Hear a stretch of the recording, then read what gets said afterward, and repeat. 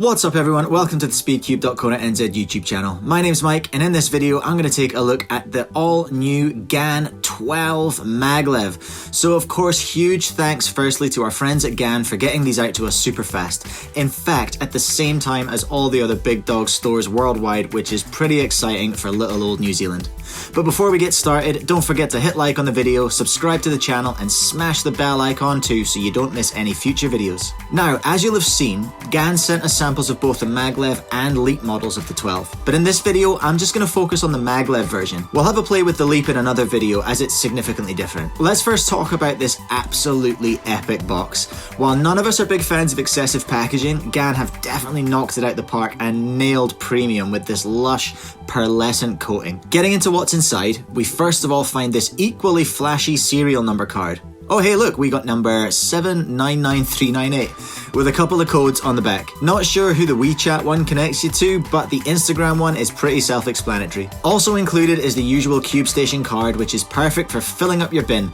But hey look, I know why you're all here. Let's cut the nonsense and have a look at this shiny boy, shall we? The GAN 12 comes in GAN's new box, the GAN Box V8S to be precise, which I was a bit disappointed with, to be honest, until I worked out it's actually a Flip-O-Matic, just like the boxes on the GAN 11, about which we can all breathe a collective sigh of relief, I'm sure. Do you think this is cooler than the GAN 11 box? Comment below with what you reckon. Taking the cube out of the box, we can get a good look at the incredible UV coating, which I believe is the only coating option available on the Maglev, and honestly, it feels and looks incredible. It's so much more than just gloss. The colors are deeper and the shine is unreal, but it does like to hold onto your grubby fingerprints, so maybe we've found a use for that posh cloth that came with the Tornado V2 after all. Now let's rip into the bit box. We're getting one of the new deep blue GAN bags with this, a CFOP pamphlet. Shout out to anyone who gets a Maglev as their first cube and actually needs this. An instruction manual for the tensioning system, in which I learn I was using the tool wrong the whole time I was playing with the Mini 11. And finally a pair of AirPods, I mean box of spares containing corner magnets, which GAN this time have called the Magnet Bar 2.0, and of course the tensioning tool itself. So here's where I was going wrong with the tool last time. You actually have to give it a yank to lock the tension adjustment into place, duh. Okay, bitbox dealt with, let's take a look at these guts. It was pretty surprising how easily the first edge came out, and as you can see, the tracks are pretty small actually, I guess leading to the signature light feel of the puzzle, and the magnets are right out on the apex just like on the 11. Let's get a gratuitous close-up of that UV coating too. How good does that look? Here's a corner where we can see the big old Magnet Bar 2.0, which adjusts in exactly the same way we've seen on the 11M Pro, the Mini, and the 251 by physically increasing or decreasing the distance between the magnet bar and the core magnet. Here's a look at the spares too, which I forgot to do earlier. Now, let's tear the top layer down and have a gander at the Maglev itself. Firstly, in this shot, we can see the now familiar magnetic core, which in this version is called Enhanced Core Positioning 2.0, and taking off the center cap lets us see the big whopping magnets that provide the magnetic levitation instead of springs in the tension system. Surprisingly, despite the size of these 12 magnets and the other 64 edge, corner, and core magnets, this cube only weighs 66 grams, which is very unexpected and very impressive actually. Oh, and math fans, that's a total of 76 magnets in the cube, including the Maglev. Side by side with the RS3M 2021, you can see just how much bigger these magnets are, and I guess more equals better, right? Maybe. I'd like to test and compare the strength of these at some point, and I think I know how to do it. More on that in a future video. Back to the GAN 12 and a closer look at the repelling magnets. They feel like they have a lot of force when they're pressed super close, and GAN claim they deliver exponential force compared to linear force, similar but slightly different to that of a spring. We shall see. Okay, so let's have a look at the levitation and repulsion stuff going on here by turning without the GES system fully engaged. As you can see, when the corners are aligned, the attracting magnets snap it together.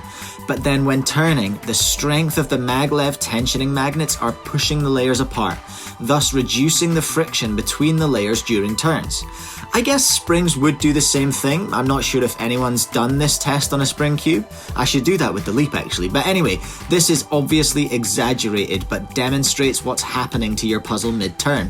Essentially, the claim is that this reduces friction during turns compared to springs. The 12 features the GES Pro Plus tensioning system like the Mini we looked at recently, except with the addition of Maglev obviously, and it's fairly simple if a little fiddly. Key to not exploding the cube is knowing that you should only turn the tensioning tool clockwise. Anti-clockwise can lead to unexpected explosions. Numbers lining up with the gaps is what you're after in the blue disc, which controls elasticity, or how close the magnets are together, and using the forky bit on the lower part of the GES changes your core to center distance. Turning on the cube is super light and reminiscent of the GAN 11, and I wonder if it might have one-handed potential considering the strength of the auto-aligning system, aka enhanced core positioning. Anyway, that's enough waffle I reckon.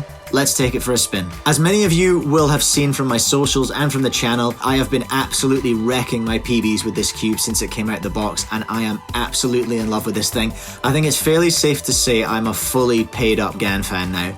The combination of the UV coating and the speed of this thing is incredible, giving a feel which is quite unlike anything I've tried before. And that's exactly what I think I should be experiencing, given that this cube is going to be close to 120 New Zealand dollars when it's released. At this point in time, there's only one other Maglev cube to compare this to, which is of course the RS3M 2021.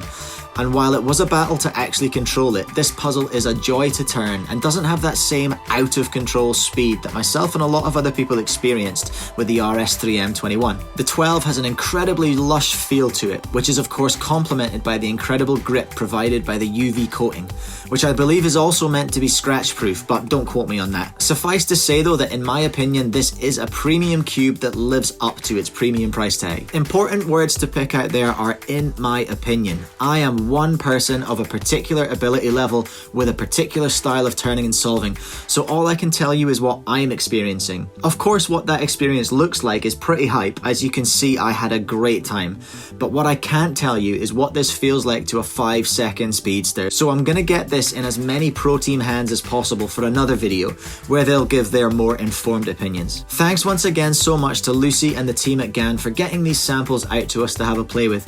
It is an absolute privilege to be able to be among the first people in the world to have a play around with the GAN 12. It's an incredible thing and a great release to wrap up 2021 with. I can't even imagine what we're going to see from GAN in 2022. Place your bets about the next GAN release in the comments below. For now though, that's it for this video. Please do me a huge favour and share this video and the channel with your friends, and consider subscribing if you haven't already. Thanks for watching, happy solving, and I'll catch you over in one of these other videos soon. Peace!